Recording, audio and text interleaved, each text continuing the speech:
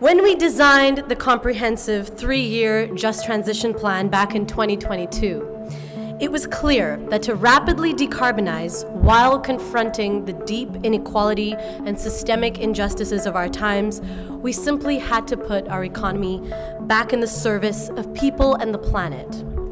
And it was equally clear that there was an excellent, if long neglected, policy tool for achieving many of these goals: public ownership.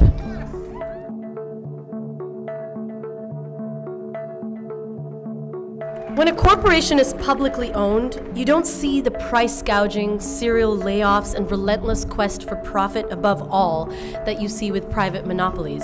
And you can concentrate on maximum employment, social benefits, and getting essential goods and services into people's daily lives as quickly and cheaply as possible. The market is not designed to put people first.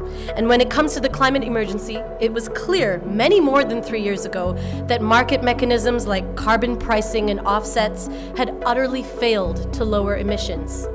So, in 2022, we launched our national inventory process, identifying the key goods and services that were needed most urgently and that the market was unable to provide at the time. At the same time, we identified economic assets that were underutilized, that the market didn't place value on. Idle factories, valuable metals and minerals sitting in landfills, hundreds of thousands of eager and capable workers who wanted to make a decent living and who wanted to make a real difference in their communities. And then, just like during the fight against fascism in the Second World War, we created dozens of public corporations. We were able to create more than 1 million jobs while rapidly decarbonizing and reducing inequality at the fastest rate we've ever seen in history.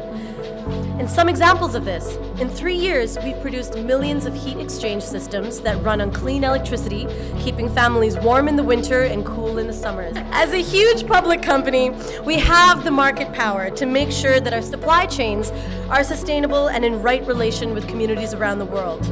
We are aiming for no more extractive industries and no more extractive practices.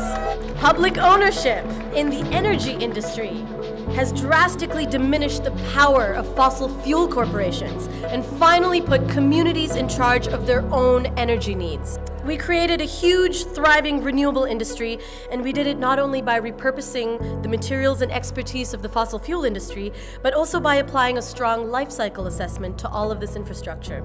Putting people's needs and the ecological limits of our planet at the heart of the economy changed everything.